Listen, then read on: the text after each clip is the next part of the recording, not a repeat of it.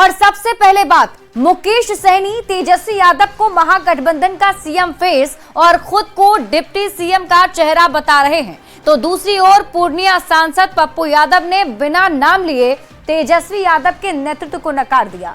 पप्पू यादव ने कहा कि बिहार में चुनाव जीतना है तो राहुल गांधी के नेतृत्व के बिना यह संभव नहीं है। पप्पू यादव ने यह भी कहा कि बिना कांग्रेस के कोई भी गठबंधन किसी भी कीमत पर एनडीए को हरा नहीं सकता। तो ऐसे में सवाल है कि महागठबंधन में क्या चल रहा है। आप ये रिपोर्ट देखिए, फिर खबर तो समझिए। तेजस्वी प्रसाद यादव मुकेश सहनी के नेतृत्व में बिहार में चुनाव होगा। बिहार का चुनाव हमें राहुल गांधी के नेतृत्व में लड़ने की जरूरत है। विधानसभा चुनाव से पहले महागठबंधन में जुबानी शह और मात का खेल चल रहा है। बैठकें साथ साथ हो रही हैं, पर खुद को ए और सहयोगी को बी टीम साबित करने की होड़ लगी है। कांग्रेस और आरजेडी दोनों ही तरफ से बैटिंग हो रही है। तेजस्वी यादव की ब्रांडिंग करने वीआईपी प्रमुख मुकेश सहनी मैदान में उतर आए हैं। सहनी का कहना है कि बिहार में चुनाव तेजस्वी और उनके खुद के चेहरे पर लड़ा जाएगा। ये कहना क्लियर है कि तेजस्वी प्रसाद यादव मुकेश सहनी के नेतृत्व में बिहार में चुनाव होगा, ये स्पष्ट है। मुकेश सहनी तेजस्वी यादव को सीएम फेस और खुद के लिए डिप्टी सीएम के पद पर दावेदारी ठोक रहे हैं, तो दूसरी ओर पूर्णिया सांसद पप्पू यादव ने बिना नाम लिए तेजस्वी यादव के नेतृत्व को नकार दिया। पप्पू ने कहा, बिहार में चुनाव जीतना है तो राहुल गांधी के नेतृत्व के बिना संभव नहीं। सबकी उम्मीदें राहुल गांधी है और बिहार का चुनाव हमें राहुल गांधी के नेतृत्व में लड़ने की जरूरत है। यानी एक तरफ आरजेडी को तेजस्वी के अलावा कोई मंजूर नहीं, तो कांग्रेस अभी चेहरे पर बात करने को तैयार नहीं है।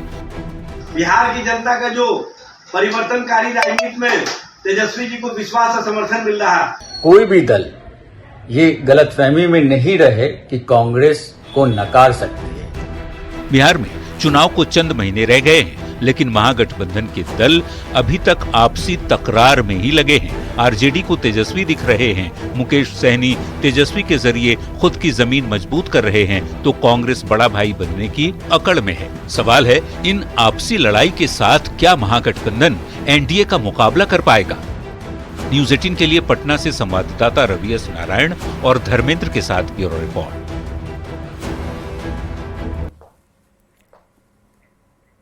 और आइए अब महागठबंधन के अंदर की पॉलिटिक्स को समझते हैं। देखिए, महागठबंधन के अंदर की पॉलिटिक्स को समझने के लिए ये जानना जरूरी है कि महागठबंधन में कौन कौन से दल शामिल हैं।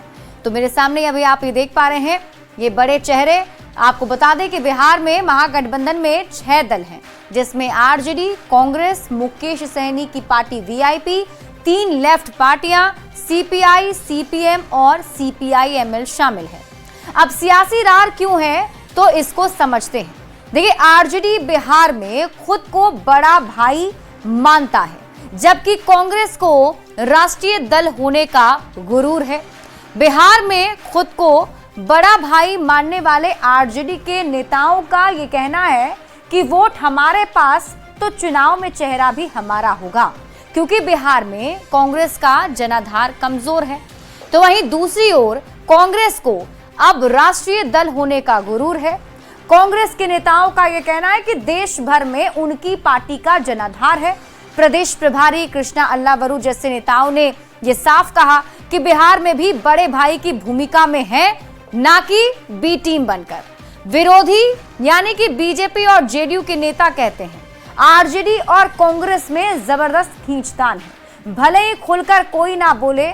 और ये खींचतान चेहरे को लेकर आरजेडी नेता मानते हैं कि तेजस्वी यादव ही महागठबंधन का चेहरा है, तो दूसरी ओर कांग्रेस के नेता बार बार ये कह रहे हैं कि चेहरे पर अभी बात नहीं हुई है, जब चुनाव हो जाएगा फिर चेहरे पर बात होगी।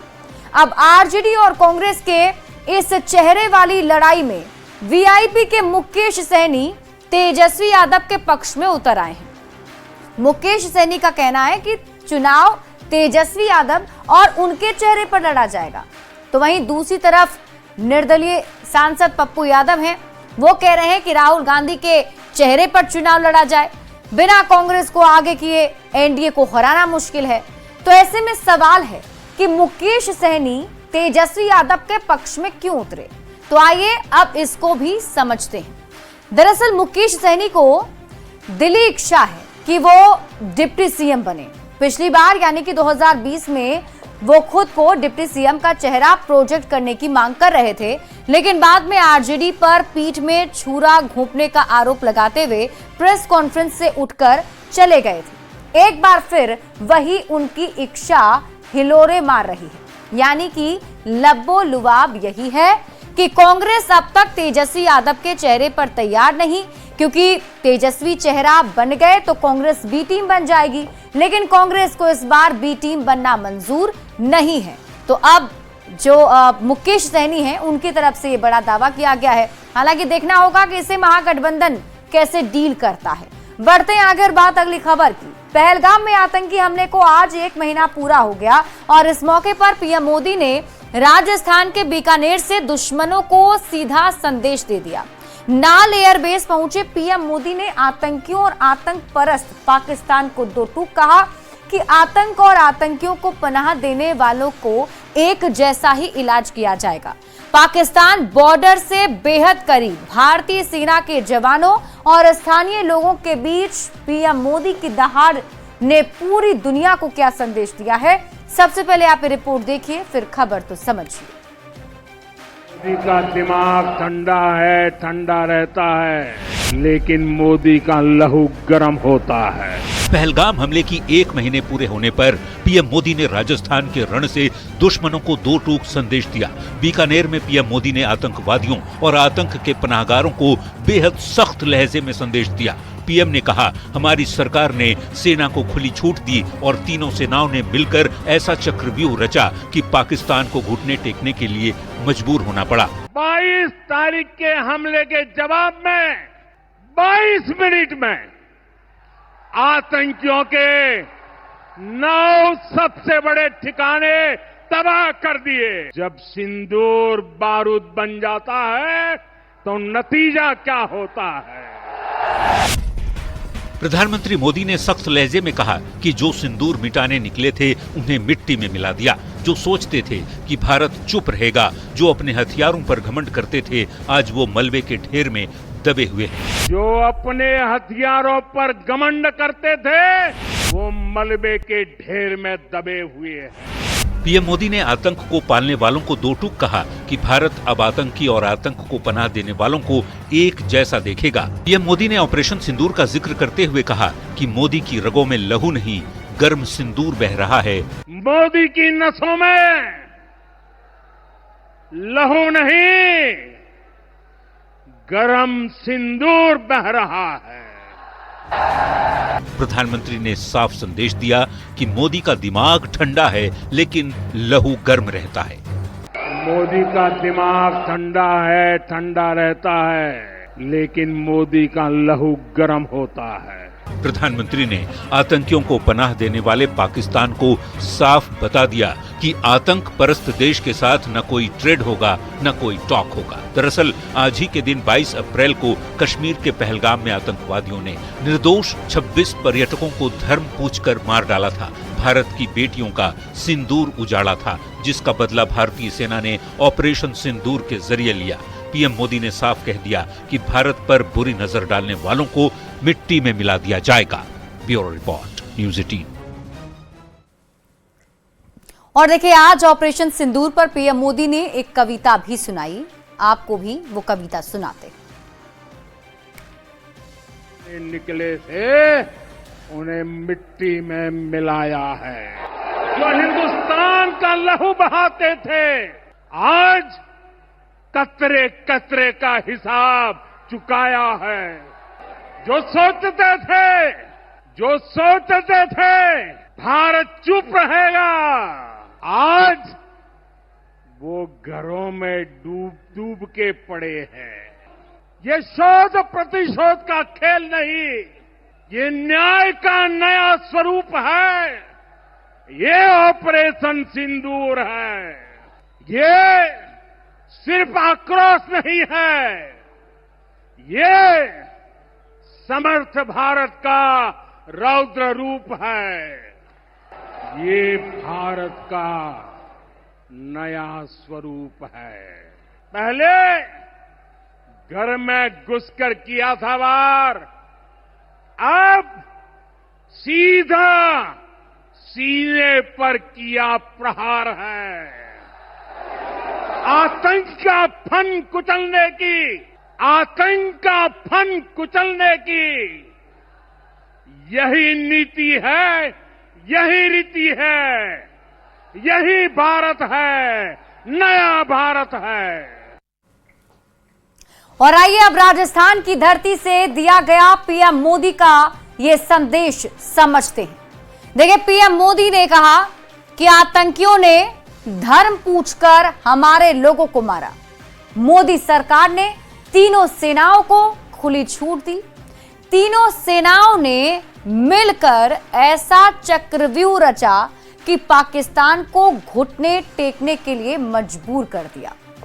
देखिए, 22 तारीख का बदला हमने 20 मिनट में लिया। आज पीएम मोदी ने मंच से कहा, उन्होंने कहा कि हमने 22 मिनट में आतंक के ठिकाने तबाह किए।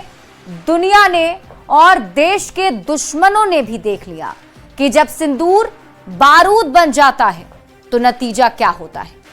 पीएम मोदी ने कहा कि अब मोदी की नसों में खून नहीं, गर्म सिंदूर बह रहा है।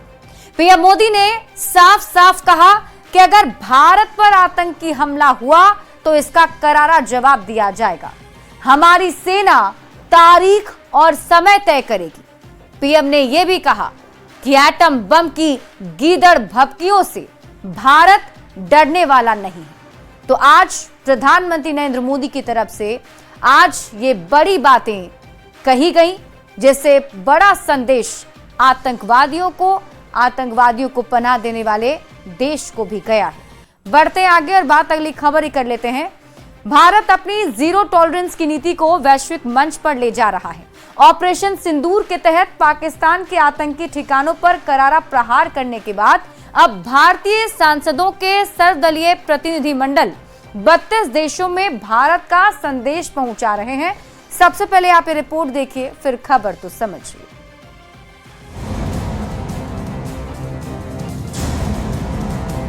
टेररिस्ट को जहां से ये सोर्स है, उस सोर्स को खत्म करने के लिए पूरे दुनिया के लोगों को इकट्ठा होना चाहिए। ऑपरेशन सिंदूर पर भारत का पक्ष रखने और पाकिस्तान को बेनकाब करने के लिए बनी सर्वदलीय टीम पर देश में भले ही सियासत हो रही हो, विदेश में ये टीमें अपना काम बखूबी अंजाम दे रही हैं। फिलहाल 2 टीमें विदेश पहुंच चुकी हैं, जहां उन्होंने यूएई और जापान के प्रतिनिधियों से मुलाकात की। शिवसेना नेता श्रीकांत शिंदे की अगुवाई वाली टीम यूएई में है, जहां वे ऑपरेशन सिंदूर पर भारत का पक्ष रख रहे हैं। तो जेडीयू सांसद संजय कुमार झा की अगुवाई वाली टीम ने टोक्यो में जापान के विदेश मंत्री ताकेशी इवाया से मुलाकात कर अपना पक्ष रखा।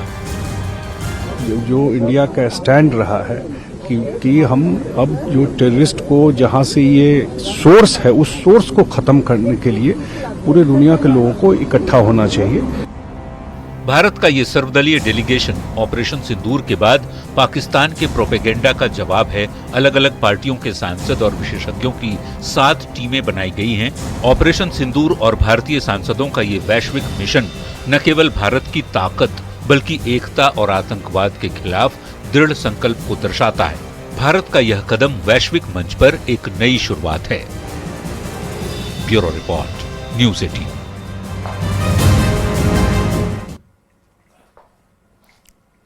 और आइए अब सर्वदलीय डेलीगेशन वाली खबर को समझ लेते हैं।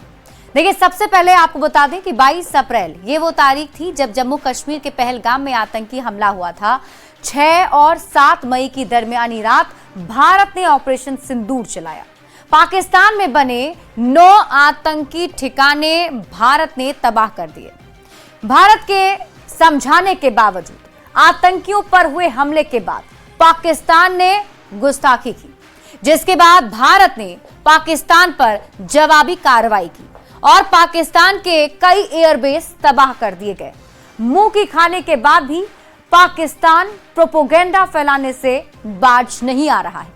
पाकिस्तान के प्रोपोगेंडा को फेल करने के लिए ही और पाकिस्तान का पोल खोलने के लिए भारत ने 7 सर्वदलीय डेलीगेशन विदेश भेजा है। इसमें से 2 डेलीगेशन रवाना हो चुके हैं। डेलीगेशन में पक्ष और विपक्ष दोनों ही तरह के नेता और सांसद हैं। 7 डेलीगेशन में 51 सांसद हैं और 8 राजदूत शामिल हैं। संजय झा के नेतृत्व में एक डेलीगेशन जापान पहुंचा है। इस प्रतिनिधिमंडल ने जापान के विदेश मंत्री ताकेशी इवाया से मुलाकात की और भारत का पक्ष भी रखा है। तो ऐसे में अब देखना होगा डेलीगेशन टीम जो विदेशों में पहुंची हुई है किस तरीके से पाकिस्तान की पोल खोलती है। बढ़ते हैं आगे और बात अगली खबर की। झारखंड में बांग्लादेशी घुसपैठ और जबरन धर्मांतरण के बाद सियासत अब इस्लामिक स्टेट पर आकर टिक गई है। हेमंत सरकार पर बीजेपी का यह आरोप है कि आदिवासियों की जमीन पर जबरन कब्जा कर मुसलमानों को बसाया जा रहा है। विरोध करने पर बहन बेटियों की पिटाई की जा रही है। क्या है ये पूरा मामला और क्यों हो रही है इस पर सियासत? पहले आप ये रिपोर्ट देखिए, फिर खबर तो समझिए। बांग्लादेशी घुसपैठ और जबरन धर्मांतरण के बाद झारखंड की सियासत इस्लामिक स्टेट पर गर्मा गई है। विपक्ष में बैठी भारतीय जनता पार्टी ने गुरुवार को हेमंत सरकार पर निशाना साधा। जो हमारा आदिवासी जमीन है उस पर भी कब्जा, जबरदस्ती कब्जा करना, तो कहीं ना कहीं एक बाहरी षड्यंत्र इस राज्य में चल रही है कि किस प्रकार इस राज्य को हम इस्लामिक स्टेट बनाएं। बोकारो की धरती से रघुवर दास ने मुसलमानों के खिलाफ अब उलगुलान का ऐलान किया है। गोमिया प्रखंड में ललपनिया के अय्यर गांव में हुई आदिवासियों के साथ मारपीट की घटना को नेता प्रतिपक्ष बाबूलाल मरांडी ने भी उठाया। षड्यंत्र के तहत इस प्रकार की आबादी का जो डेमोग्राफी उसको बदलने की एक साजिश। विपक्ष के इन आरोपों पर सत्ता पक्ष ने पलटवार किया है। इस्लामिक स्टेट वाले बयान पर आरोप लगाया कि बीजेपी सियासी एजेंडा सेट कर रही है क्योंकि सत्ता जाने के बाद बौखला गई है। रघुवर दास जी का पूरा अध्याय ही समाप्त हो चुका है।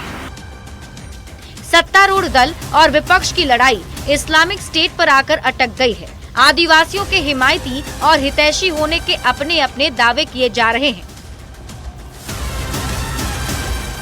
रांची संवाददाता ओम प्रकाश, बोकारो संवाददाता मृत्युंजय कुमार और जमशेदपुर संवाददाता आशीष तिवारी के साथ ब्यूरो रिपोर्ट न्यूज़ 18। और फिलहाल इस